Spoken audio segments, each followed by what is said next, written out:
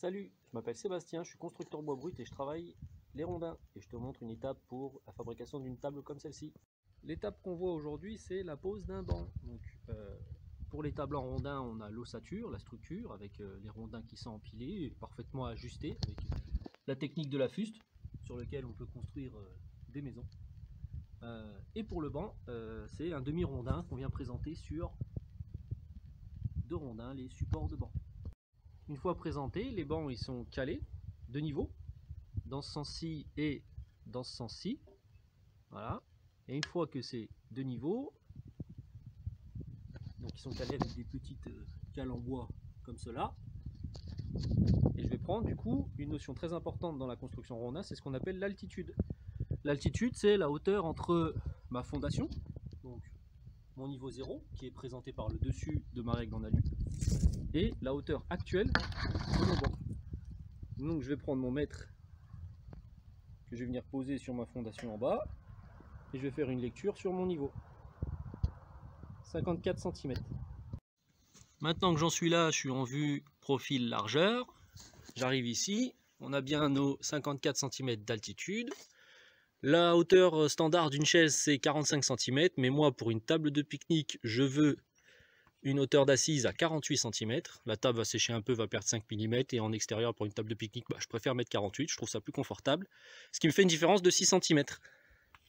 Donc il faut que mon banc descende de 6 cm. Je prends mon super outil compas à bulles. Il y a une pointe sèche et un feutre et double niveau. Je viens me mettre à une ouverture de, je ne sais pas si on voit sur la vidéo là, à 6 cm. Voilà, comme ça. Compas verrouillé à 6 cm, on vient régler les bulles. Ça se passe ici. J'ai un niveau de référence. Je viens placer mon compas comme ceci, régler la bulle gauche-droite. Et ensuite, le compas dans ce sens-là. Et je viens régler la bulle avant-arrière. Voilà.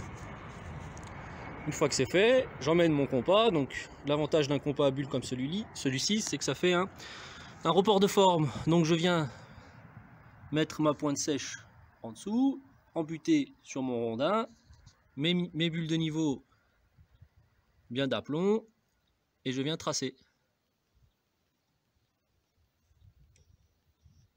En gros, ça fait un ça. Et ça me donne de partout un trait. Voilà, et c'est ce trait qu'on va venir couper à la tronçonneuse. J'oubliais, pour centrer les demi-rondins, donc qu'ils soient bien de part égale de chaque côté, et ben on travaille toujours en rondin d'axe en axe. Avec un fil à plomb, j'ai mon axe au bas de ma fondation, je travaille avec l'axe du rondin ici. Je me suis mis une petite marque ici, au milieu du bois et de chaque côté, et j'aligne tous mes traits en travaillant bien d'axe en axe. Il n'y a que comme ça que ça marche. Attention au rondin tordu, comme celui-ci, on le voit bien par-dessus qui part sur la gauche. Donc ce qui veut dire que l'axe général du rondin, c'est pas le milieu de la rondelle en bout. C'est pour ça qu'on a un petit décalage ici. Voilà. Le demi-rondin est présenté sur chantier, retourné à l'envers, et ça nous donne du coup un trait qui vient bien épouser et reporter la forme du rondin du dessous sur le rondin du dessus. Donc c'est ce qu'on va couper à la tronçonneuse. Pour commencer, on vient avec la gouge marquer le trait pour éviter les éclats de tronçonneuse, et aussi pour avoir un bon indicateur, comme là c'est le cas du copeau qui vient sauter, pour nous indiquer qu'avec la tronçonneuse il ne faut pas aller plus loin parce que sinon on mordrait le trait et c'est pas bon.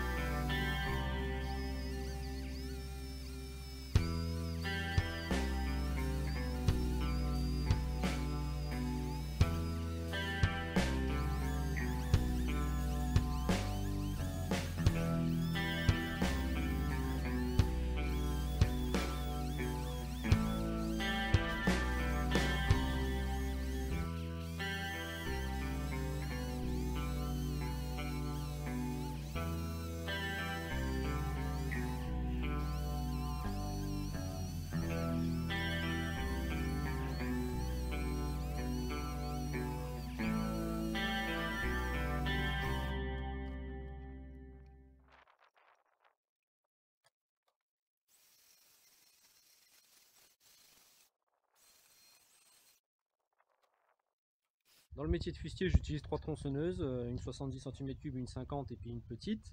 Elles ont toutes les 3 des caractéristiques et des poids différents et aussi des chaînes et des affûtages différents. La grosse elle est affûtée à 10 degrés et la 50 cm3, celle que j'utilise le plus, la MS261, elle est affûtée à 30 degrés. C'est celle-là que j'utilise pour faire le gros de ma coupe, et les petites finitions, les petites retouches, si j'ai besoin de plus de précision et de douceur, j'utilise une petite électrique comme ça qui va très bien. Les coupes sont faites, donc tu peux voir que même avec une grosse tronçonneuse, on est quand même très précis. À aucun moment j'ai mordu mon trait. Je me suis bien arrêté avant mon coup de gouge. On les voit un petit peu si tu as l'œil, les coups de gouge. Et ce qu'on va vérifier pour voir si la coupe est bonne, c'est la concavité. Donc je vérifie bien que mon réglet porte sur les extrémités et qu'il n'y ait pas de bosse ou de choses qui gênent au milieu. Voilà. Donc je mets une bonne concavité, j'évite de mettre trop. 2 cm c'est bien. Un peu plus pourquoi pas, mais il faut surtout pas que ça vienne porter au milieu.